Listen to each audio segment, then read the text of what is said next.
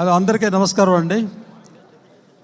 మన మీడియా మిత్రులు అందరికీ నమస్కారం, చాలా కృతజ్ఞతలు. మీ వల్లనే మా సినిమా ప్రమోట్ అవుతుంది, అక్కడ ప్రేక్షకులకి తెలుస్తుంది మా సినిమా వస్తుందని, మా సినిమా ఎలా ఉంటుందని. మీరు చూడండి అని చెప్తాకి మీరే మాకు సహాయం చేస్తున్నారు. Thank you very much.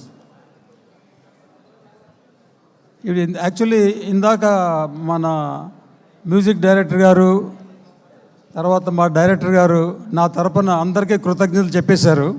So మళ్ళీ నేను చెప్పాల్సిన అవసరం లేదు. సో వాళ్ళు నా తరపున అందరికీ కృతజ్ఞతలు చెప్పారు. ఇది టీం వర్క్.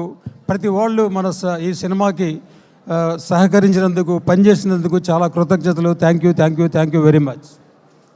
సో ఫస్ట్ ఈ భైరవం చేయడానికి కారకులు బెల్లంకొండ సురేష్ గారు.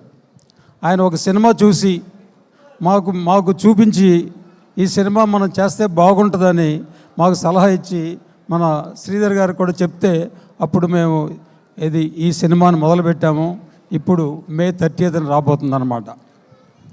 సో ముగ్గురు హీరోలతో సినిమాలు చేయాలనుకుంటే కొంతమంది భయపడతారు. నేను కూడా భయపడ్డాను, మన డైరెక్టర్ గారు కూడా కాస్త భయపడ్డారు. కానీ మాకు ముగ్గురు కొడుకులు, ముగ్గురు కోడళ్ళు వచ్చినట్టు అనిపించింది. కాదు సారీ, ముగ్గురు కూతుళ్ళు, ముగ్గురు అల్లుళ్ళు వచ్చినట్టు అనిపించింది. ఎందుకంటే మా అల్లుళ్ళు నా దగ్గర ఎక్కువ డబ్బులు లాగేశారు. మామ ఒక కారు కొనివా, ఒక కారు మామా. సో భైరవం అనే సినిమా మా అందరి కృషి ఫలితం. May 30th వస్తుంది. మీరు అందరూ థియేటర్లోనే చూడండి. ఇది థియేటర్ల ఎక్స్పీరియన్స్. అది మీకు మరువురాని ఎక్స్పీరియన్స్ వస్తుందని నేను గాఢంగా నమ్ముతున్నాను.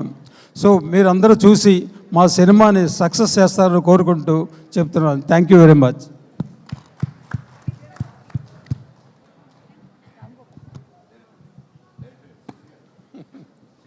శ్రీధర్